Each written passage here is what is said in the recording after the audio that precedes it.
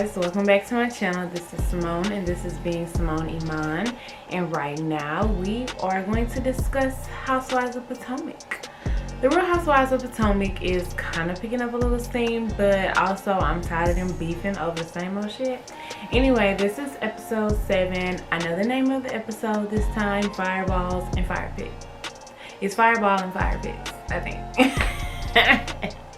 But anyway, the episode was decent. You know, I had been complaining before about it moving a little slow, and I'm thinking maybe it wasn't moving slow. It was just that we already knew what to anticipate as far as like the plot thickening. Like we knew what the thickness was gonna be. So give me thick, baby. We want thick.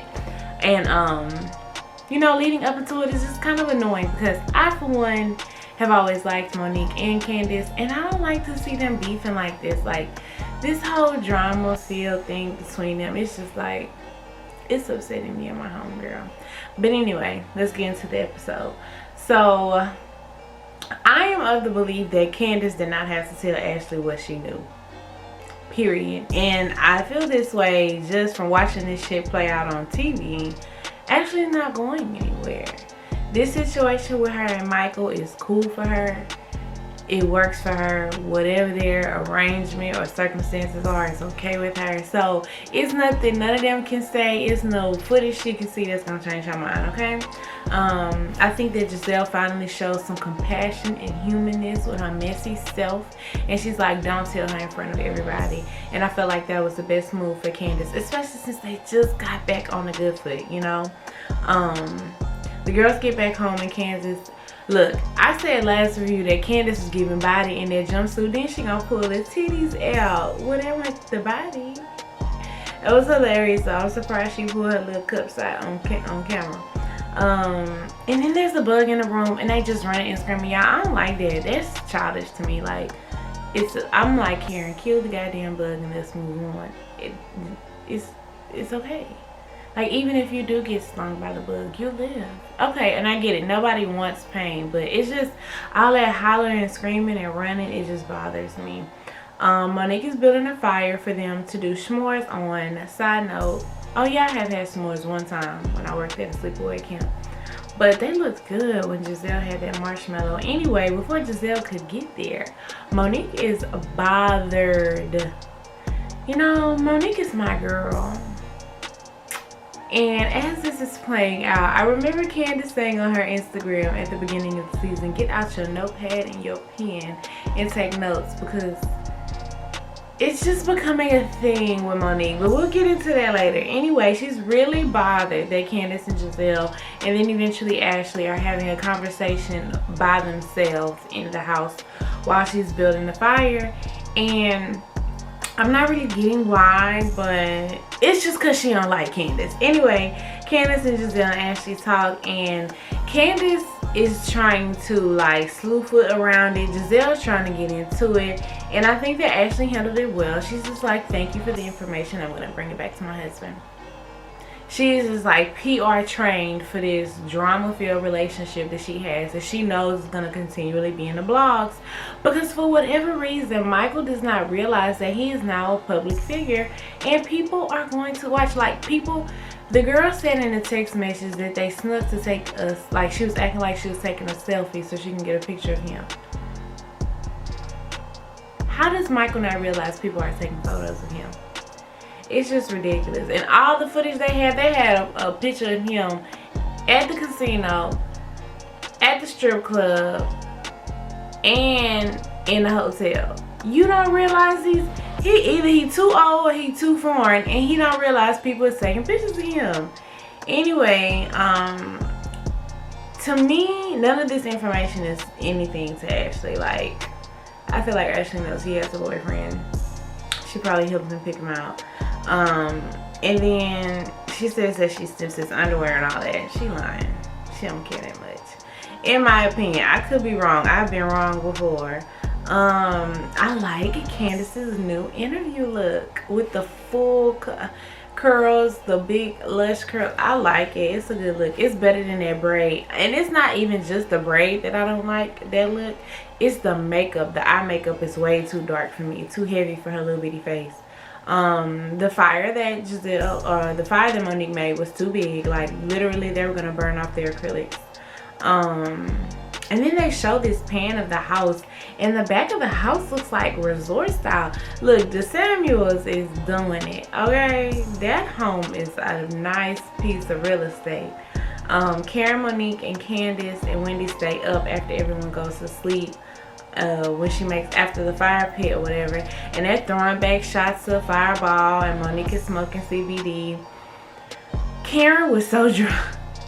Mind you, they say that this is like producer footage, not production footage with the whole shebang, the big cameras and everything. It's just like, oh, maybe the producer had a little camera, like a little Canon that I'm filming on, or maybe the producer had their cell phone, but it wasn't big, like it wasn't full production. And I ain't know nothing Karen was saying. I did make out the fact that she said that she helped Ray with her personal funds get out of tax trouble, and it sounded like she said he gave her money back. Then she told us her vagina wasn't as old as she was. Basically, she said it still get moist. Look, Karen is real, and I know people like to say she's pretentious and she's fake and she's putting on this whole grand dame facade. If that's her, that's her. I accept people for who they are. That's who Karen is. But I like her real raw and uncut just as much as I like her when she's trying to put on her persona for the public. At the end of the day, she's a public figure, you know, and most of the people who are public figures, it's a shell, it's a persona. That's not who they really are in real life, if you didn't know. Before this scene changes, Karen is just like, you know, I want to know if Candiace and Monique are okay, and Monique immediately shuts that down. And while I was kind of like annoyed with it because I want them to be okay so bad, I get where Monique is coming from. Like, this isn't a conversation I need to have off Fireball, because if she says something that pissed me off, there might have been the fight might have come along a lot sooner than we see it play out as. You know, like, you know, you shouldn't talk about that kind of stuff when you're drunk, because you already don't give a fuck, okay? But I'm still giving Monique a heavy side eye. Anyway, Chris comes. It's the next day, the next morning, when all the husbands are supposed to be there. Chris gets there first. And it's starting to sound like he gonna be the only man there. Jamal not coming, Juan ain't coming, and Michael ain't coming. But really, we don't need Michael anyway. It's something about the vibe in the kitchen at her lake house, at Monique's lake house, that's bad. Like, they fuss too much around that little island. Like, it's something about the vibe. She needs to burn some sage in that kitchen. I feel like Monique kind of went too far, and I rarely agree with Robin, I swear, but she's probably right. Monique don't want nobody to talk about marriages because Monique don't want nobody to talk about her marriage. Even though the editing on that audio and confessional thing with Robin was kind of choppy, like they put them words together, I feel, if that's what Robin said, I feel the same way, because she's like, this is literally the same thing that happened last year. No, this is not. Michael grabbed somebody's ass at a filmed production for Bravo, someone who works for Bravo, allegedly. Not allegedly works, allegedly ass grabbed. But that's not the same thing as Candiace getting secondhand information and reporting it back. And it's not the same thing because it didn't blow up in front of the group. Actually, Monique, you're making it a thing in front of the group. Because you're making such a big deal about it, Ashley felt like she had to talk about it with everybody. And she really didn't. Like, I think Giselle said at the end of the day, it's none of your business. Either Giselle or Candiace. Like, this literally had nothing to do with you. And I get it. We're at your house. Like, great. Thanks for inviting us. But did you have to be a part of this conversation? Or if you really wanted to know, you should have went to someone's room after everything was filmed and production went to bed for the night, and you should have asked, what were y'all talking about, if you cared so much. Like, don't make it a thing. And I just it's something about it that's not right. It's something about it that's not right. Karen is everything. Karen told Ashley, I don't want to know unless you want me to know, and I gotta go take a bath because my coochie stank. Look. The fireball got Karen pH throwed all the way off. The husbands get there, and I like the husbands on this show. I do like Chris Bassett, whatever. Candiace's husband, the white Chris. I like Monique's Chris. I like Juan. Ray is funny as shit. They're not as the rest of the wives, husbands on the Real Housewives franchise. Like, they run in a race with housewives that are in Atlanta. Maybe I just relate to them more. Like, the Beverly Hills housewives get on my goddamn nerves. They just do. The husbands get there. We like all the husbands except Michael, put it that way. Wendy is catching Robin up on what they did after they went to bed, and she went to see Giselle off. And Wendy is like, we started off with a full big old bottle of Fireball and we finished the bottle. I can't believe they finished that bottle, and they were shooting it. Robin, so Karen comes to talk to Robin and Wendy, and Robin likes to confront Karen on camera. Like, Robin is insistent on exposing Karen for a fake. She was asking Karen about Fireball. I can't say, I don't know what she's talking about. What are you talking about? That was off camera. That didn't happen. I love when they put these little captions up, these closed captions for T'Challa. T'Challa don't be saying none of that shit, but it makes the story better and better and better. So yes, T'Challa said, scratch my neck, mama. I don't like, okay, so here we go. The husbands have arrived, they need to eat, and Monique, she said she made Danishes. That looked like Pillsbury canned cinnamon rolls. Well, is that a Danish? Did I miss something? Maybe they got us something different up north, but where I'm from, those are canned cinnamon rolls, okay? And Monique just wouldn't let it go. Look, Monique, what is this, honey?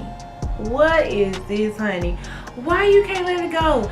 And as they're having this conversation, so it's Monique, it's Ashley, it's Robin, it's Wendy, and Monique is really upset about them not being, oh, y'all were going for an hour, them not being at this fire pit last night. And it's like, look, the fire pit is beautiful, it's great, but if production say y'all go have a sidebar conversation, Monique, that's what's gonna happen.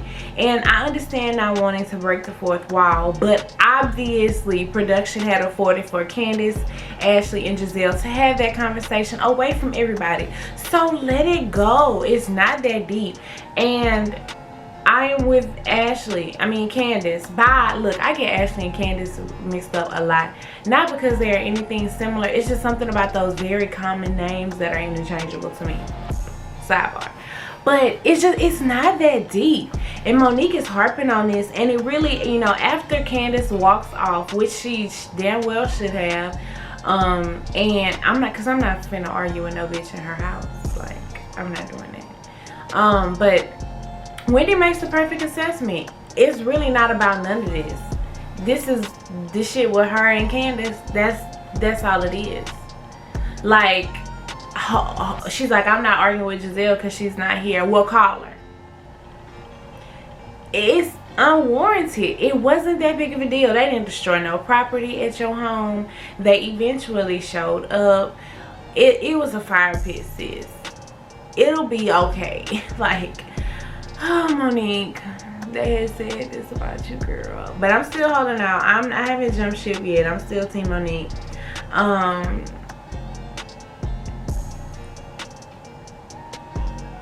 Oh, that's another thing that I wanted to talk about. So I be watching, Monique always goes live after the episodes, and I watched her live last night, and apparently she's been served with a cease and desist. So she's like, I can't talk about the show. I can't talk about the show. I'm wondering who sent her this cease and desist, if said cease and desist actually exists. And I don't think it's Candiace, because Candiace don't have the money to waste on lawyer fees. I think it's Charisse. Because of all that Monique was talking about as far as like the plot gate and all of that on her, talking about her baby's paternity. I think Charisse has served her with a cease and desist, but it's very convenient because last night I wanted to talk to Monique about this show. Like, why are you tripping so hard about nothing? Like, it's giving you coming for Candiace, okay? The literary awards was a real thing, y'all. I thought it was a plan and a scheme that Todd had came up with to come at you with the bullshit, but it wasn't. Giselle really got nominated for an award and she won. Go girl, you better go girl. And then the men are talking vasectomies. Look, Chris Samuels is a caveman, point blank period. I just wanted to get, and I get it, you know, married couples have sex, but his piece of the puzzle in this season with Monique is give me some, and that shit trifling. Like, she literally just had a baby. Like, bruh. Ray shows up in his work suit. I love me some Ray Huger. And then I thought it was very cute when they brought the cake and flowers and gifts for Monique. Child, yeah, everybody know happy birthday is Candiace's song. Candiace stayed right up on stairs, and Monique had to announce that to everybody. Oh, we just had an argument, so she's probably packing. We saw a side of Monique tonight. Karen said she's lightheaded because of that fireball. I guarantee Karen probably threw up a lot the night before or the morning of, and she's dehydrated. They eat and the food looks good. I'm wondering if that's Chris Bassett. How do you say his goddamn last name? I'm thinking, like, is that his restaurant? But they had cabbage, and I don't think he do cabbage. Ashley asked Wendy how she and Eddie met. Y'all, I love Eddie. I have a little cousin named Ed, and Eddie looks just like my little cousin named Ed. They said that they've known each other since they were teens, but his mama don't like her. Not only does his mama not like her, his mama doesn't like her mama. The politics in a lot of immigrant families, like people who have actual culture, not just Africans, but like there was a show that came on Bravo this last year with some people who are not Shahs, because Shahs are Persian, but there's some type of Middle Eastern descent, and it was very similar. Like, the parents be beefing, okay? But his parents didn't come to his wedding, yo. Like, where do we draw the line? That was so much. And when Wendy was like, I can't forgive, or I haven't forgiven him because I wiped those tears, like, he was crying. I just don't like it. What is this, honey? And then everyone starts to play a game. The husbands imitate their wives. It was cute. Chris Samuels, as I said, is a caveman. Like, he's hot in the pants. He imitated Monique giving him head in a very respectable manner, if you could say that could be respectable. Anyway, my favorite one was Candiace's Chris. He came with that butter knife. He's like, oh, at one moment she means the United States, the other moment, baby, she's flaking butter knives. And then everyone is starting to leave, and it's the scene where Candiace, like, y'all, this is cringy. Candiace and Chris are leaving. Candiace is having a very easygoing conversation with Chris Samuels, and she's like, oh, we're about to leave. And Monique is playing sleep. Like, Monique says in the preview for next episode how Candiace is unprofessional, and they like to call Candiace immature and childish. Playing sleep is childish as shit. Okay. And then she's like not on her stomach sleep with her face covered, like in the pillows. She's like on her back. She's not that sleep. There's a lot of noise. Production is still there. The lady in the kitchen cleaning up. Like, Monique, just, you know, y'all that mad. If you my friend like that, I'm gonna say, girl, bye before I cuss you out. Like, I'm gonna say bye. Like, I'm not gonna play sleep. I'm gonna be like, girl, we need to talk, but I don't feel like talking to you right now, so fucking bye. Like, it's not that hard. I was very disappointed in Monique's behavior this episode. I'm just gonna say it. And she's my fave. But she just was tripping this episode. I'm like, God damn, Monique, get it together. Calm down. Chris says him and Chris will always be cool even if their wives are beefing, and that's the way it should be. Ashley calls Michael, so now we back in DC. and she's talking to him about the strip club. Like I had said this in the last episode, he omitted the information about going to the strip club. He told her he went to the bar, the casino, to dinner. He didn't tell her about the strip club. And when she was talking to the girl, she said that while she was pregnant, he was going to the strip club, and that was a problem for her. Michael gives me fetish fantasy type of person, and I like that's the only way he can get it is if it's some kind of role play or if it's something like devious about the sex, and that's what he's doing, and it's sad. It's weird as shit too. Basically he just don't give a fuck, and I'm wondering like what is enough for Ashley. But as we've seen now, you know, this is past because these are episodes that are pre-recorded, but she just announced a new pregnancy, so it's kind of like, sis, you signing up for more? Like, child, I would have cashed in on that prenup and been done with Michael Darby's ass. Anywho, boo, that is it for this episode 7. We're at 7 episodes in. I'm pretty sure like most Housewives franchise give like 20 episodes. So we got a ways to go. We're not even halfway yet, but we're building up. The previews for the next episode is giving barnyard fight, so there's that. Yeah, still Team Monique though. Anyway guys, thanks for watching. Please be sure to like, share, subscribe. Please comment, let me know how you're feeling about Housewives of Potomac season 5 episode 7, and I'll see you guys in my next video. Bye.